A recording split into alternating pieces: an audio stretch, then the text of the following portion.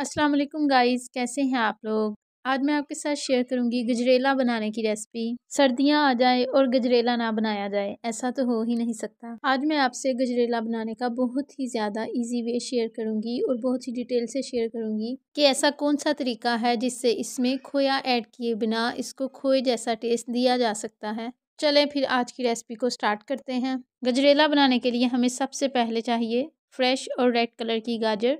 गाजर आपने yellow colour की नहीं लेनी क्योंकि वो ज़्यादा जूसी नहीं होती और उसका टेस्ट भी इतना अच्छा नहीं होता जितना कि रेड कलर की गाजर का होता है। गाजर की क्वांटिटी मैंने 1 kg ली है। गाजर को वॉश करके उसका छिलका उतार के और फिर गाजर को कद्दूकस कर लेंगे। उसके बाद एक देगची में ऐड करेंगे देसी घी। देसी घी होममेड है और इसकी रेसिपी मैंने बहुत डिटेल से शेयर की हुई है और एक बार फिर डिस्क्रिप्शन में उसकी लिंक ऐड कर देती हूँ, आप वहाँ से देसी घी की रेसिपी को देख सकते हैं। घी में ऐड करेंगे सब्ज़ इलायची का पाउडर। ये ऑलमोस्ट 5 या 6 सब्ज़ इलायची थी जिनका पाउडर बना लिया था। घी के गर्म होने के बाद इसमें गाजर को ऐड कर देंगे और इसकी 2 से 3 मिनट के लिए करेंगे बुनाई।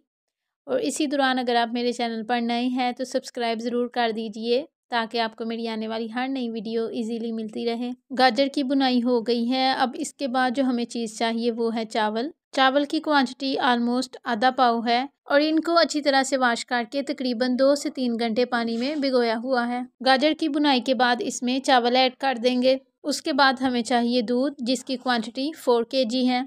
हाफ दूध अभी इसमें ऐड कर देंगे और हाफ बाद में ऐड करेंगे। आप जितना ज़्यादा इसमें दूध ऐड करेंगे इसका टेस्ट उतना ही ज़्यादा अच्छा बनेगा। 1 kg गाजर में हम 4 kg दूध ऐड करने लगे हैं, तो जब ये कंप्लीट हो जाएगा तो इसका टेस्ट इतना कमाल का बनेगा कि खाने वाले को ऐसे फील होगा जैसे इसमें खोया ऐड किया हुआ है। अब इसको कुछ देर के लिए डाम के रख देंगे, लेकिन थोड़ी थोड़ी देर बाद इसको हिलाते भी जाएंगे कि कहीं गाजर जो है वो देगची को ना लग जाए। और ये सारा प्रोसेस ही मीडियम फ्लेम पर करना है। तो जब ये थिक हो जाए यानी कि सारा दूध ड्राई हो जाए तो फिर चम्मच की हेल्प से चावलों को मैश कर लेंगे। चावलों को पहले हमने 2 से 3 घंटे पानी में भिगोया हुआ था, इसलिए ये जल्दी ही गल गए हैं। अब इनको मैश करने में बहुत ज़्यादा आसानी हो जाएगी। चावलों को मैश करने के लिए आप चम्मच की जगह गोटे का भी यूज़ कर सकते हैं, लेकिन उससे चावल तो मैश हो जाते हैं लेकिन उसके साथ साथ गाजर भी मैश हो जाती है। चावल बहुत अच्छी तरह से मैश हो गए हैं। अब जो हाफ दूध रह गया था वो भी इसमें ऐड कर देंगे। अब इसको मज़ीद 10 से 15 मिनट तक पकाएंगे या जब तक ये थिक हो जाए और उस दौरान मुसलसल चम्मच को हिलाते जाएंगे, नहीं तो ये देगची को लग जाएगा।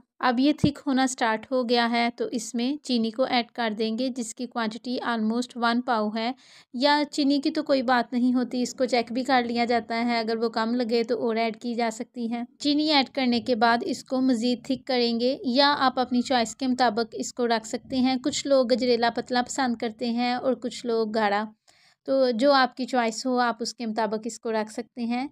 लेकिन जो गजरेले का असल जायका होता है ना, वो इसके ज़्यादा थिक होने के बाद ही बनता है। तो माशाल्लाह से गजरेला बहुत अच्छी तरह से थिक हो गया है, इसका मतलब है ये बिल्कुल तैयार हो गया है। इसको करेंगे ड्राई फ्रूट्स के साथ गार्निश, जो इसके जायके को और भी ज़्यादा इंक्रीज़ कर देंगे। ये गजरेला बनाने की बहुत ही ज़्यादा ईजी और सिंपल रेसिपी है, आप भी ज़रूर ट्राई कीजिएगा और मुझे कमेंट बॉक्स में ज़रूर बताइएगा जब आपने ये रेसिपी ट्राई की तो आपकी कैसी बनी और आपको कैसा फीडबैक मिला। अगर आपको मेरी वीडियो अच्छी लगे तो इसे लाइक और शेयर ज़रूर कीजिएगा। अल्लाह हाफिज़।